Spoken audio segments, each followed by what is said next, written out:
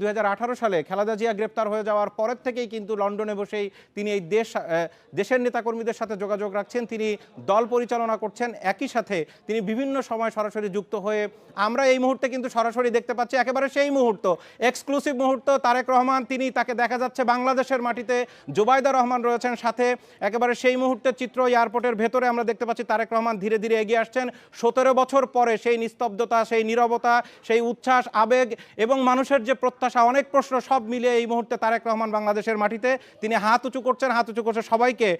সেখানে যারা দূরে যারা অপেক্ষা করছেন তাদেরকে তিনি খানিকটা কুশল বিনিময় করছিলেন, তিনি সেখান থেকে তাদেরকে অভিবাদন জানাচ্ছিলেন, অভিবাদন গ্রহণ করছিলেন এবং একই সাথে এই দৃশ্য আমরা কিছুক্ষণের মধ্যে আরও হয়তো দেখতে পারবো। এই মুহূর্তে আমরা রয়েছে একেবারে শাহজালাল আন্তর্জাতিক বিমানবন্দরের ভেতরে, যেখানে ইন্ডিপেন্ডেন্ট টেলিভিশনে সরাসরি আমরা এক্সক্লুসিভ দেখাচ্ছি তারেক রহমান এবং তার স্ত্রী এবং তার কন্যাকে সাথে নিয়ে তিনি এগিয়ে আসছেন এবং আর কিছুক্ষণের ভেতরেই তিনি কিন্তু তার যে গাড়িবহর সেই গাড়িবহরে উঠবেন। এই মুহূর্তে আমরা যদি একটু নীরব থাকি, দর্শক আপনারা দেখুন যে তারেক রহমান এবং তার সহকর্মীরা এয়ারপোর্টের ভেতর থেকে তিনি বেরোচ্ছেন এবং সেখানে গণমাধ্যম কর্মীরা অর্থাৎ তার সাথে যারা রয়েছেন তারা রয়েছেন, আর অন্যান্য গণমাধ্যম কর্মীরা তারা কিন্তু বাইরে রয়েছেন। এই মুহূর্তের যে চিত্র সেটি দেখতে পাচ্ছি আমরা,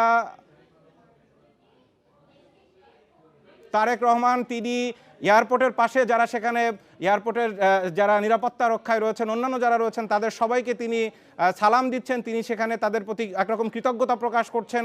তিনি জানেন যে কতদিন পরে তার জন্য এখানে কত মানুষ অপেক্ষা করছে এবং তিনি যখন সিলেটে নেমেছিলেন, এই মুহূর্তে আমরা যে চিত্র দেখতে পাচ্ছি ঢাকা আন্তর্জাতিক বিমানবন্দরে তিনি নেমেছেন এবং তিনি সবার সাথে আমরা দেখলাম যে তিনি একজন নিরাপত্তা কর্মীর সাথে কিন্তু সেখানে তার সাথে কথা বলছিলেন অল্প একটু সময় এবং তিনি সেখানে অভিবাদন জানাচ্ছেন। তিনি সিলেটে নামার পরে তার যে ভেরিফাইড ফেসবুক পেজ, সেখানে আমরা দেখেছি যে সেই ফেসবুক পেজে তিনি একটি ছোট্ট স্ট্যাটাস দিয়েছিলেন যে অবশেষে বাংলাদেশের মাটিতে সিলেটে, অর্থাৎ এই দুটো লাইন তিনি দিয়েছিলেন। এই মুহূর্তে আমরা দেখতে পাচ্ছি মির্জা ফখরুল ইসলাম আলমগীরের সাথে তিনি কিন্তু কোলাকুলি করছেন। এই মুহূর্ত 17 বছর পরের মুহূর্তে মির্জা আব্বাসকে দেখতে পাচ্ছি তারেক রহমানের সাথে এই মুহূর্তে কোলাকুলি করছেন এবং আলিঙ্গন করছেন। এই মুহূর্তে স্থায়ী কমিটির আরেকজন সদস্য সালাউদ্দিন আহমেদ তিনি কিন্তু সরাসরি তারেক রহমানের সাথে এই মুহূর্তে আলিঙ্গন করলেন। আমরা একের পর এক বিএনপির অন্যান্য নেতাকর্মী যারা রয়েছেন তাদেরকে আমরা সেখানে দেখতে পাচ্ছি। এই মুহূর্তটার জন্যই আসলে এই যে নেতাকর্মীরা, সালাউদ্দিন আহমেদ কিছুক্ষণ আগে তিনি বলেছেন যে 55 বছরের ইতিহাসে এটি একটি স্মরণীয় ঘটনা হয়ে থাকবে। এই মুহূর্তে আমরা দেখতে পাচ্ছি গয়েশ্বরচন্দ্র রায় তিনি আলিঙ্গন করছেন তারেক রহমানের সাথে।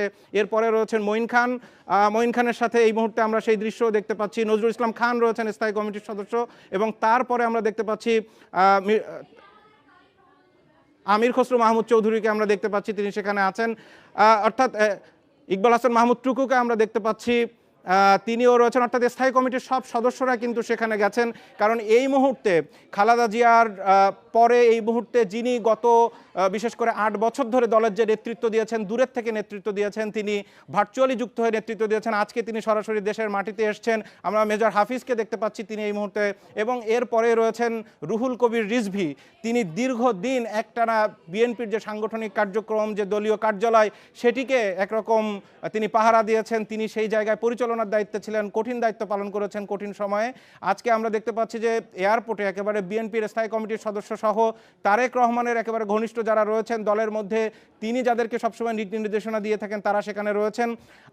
ধীরে ধীরে তারেক রহমান, তার স্ত্রী, তার কন্যা সহ তার সফরসঙ্গী যারা রয়েছেন তারা এগিয়ে আসছেন আস্তে আস্তে করে। ভিভিআইপি লাউঞ্জ ধরে কিছুক্ষণের মধ্যে হয়তো গেট থেকে বেরোবেন এবং বাইরে দর্শক এই মুহূর্তে এই যে দৃশ্য, এই দৃশ্যর জন্যই মূলত লাখো জনতা, লাখো নেতাকর্মী তারা সেখানে অপেক্ষা করছিলেন। আমরা সেই দৃশ্য কিন্তু সরাসরি এয়ারপোর্টের ভেতর থেকে সেই চিত্র আমরা দেখাচ্ছি। তারেক রহমান 2008 সালের 11ই সেপ্টেম্বর 17 বছর 3 মাস 11 দিন আগে এই এয়ারপোর্ট দিয়ে এই হুইল চেয়ারে করে তিনি লন্ডনে গিয়েছিলেন।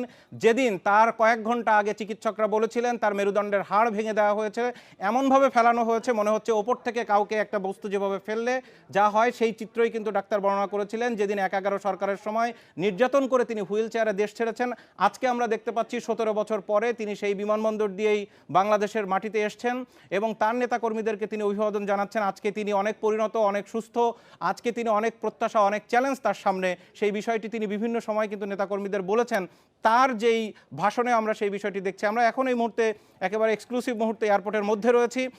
তারেক রহমান সহ তার সফরসঙ্গীরা ধীরে ধীরে সামনের দিকে এগিয়ে যাচ্ছেন, অর্থাৎ আর কিছুক্ষণ পরে তারা বাইরে বের হবেন, কারণ সেখানে তাদের জন্য যে বিশেষ বুলেট প্রুফ গাড়ি সহ যে বাস রাখা হয়েছে তাতে করে যাবেন। এখানে একটি বড় বিষয়, এখন পর্যন্ত আমরা সেই বিষয়টিতে নিশ্চিত না যে তারেক রহমান এখান থেকে বেরিয়ে তিনি যখন বাসে যাবেন, যেহেতু দুই পাশে একেবারে এয়ারপোর্ট থেকে শুরু করে কাওলা হয়ে খিলক্ষেত কুড়িল বিশ্ব রোড হয়ে যেই সমাবেশ স্থল এক্সপ্রেসওয়েতে সেই পর্যন্ত হাজার হাজার মানুষ দুই পাশে রয়েছে, তাদেরকে তিনি আসলে গাড়ির উপরে বা রুপটপে দাঁড়িয়ে তিনি সেখানে অভিবাদন জানাবেন কিনা আমরা জানি না, কারণ একটি নিরাপত্তার প্রশ্ন রয়েছে।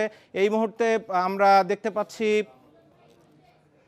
তারেক রহমান তিনি সেখানে ভিভিআইপি লাউঞ্জে বসছেন এবং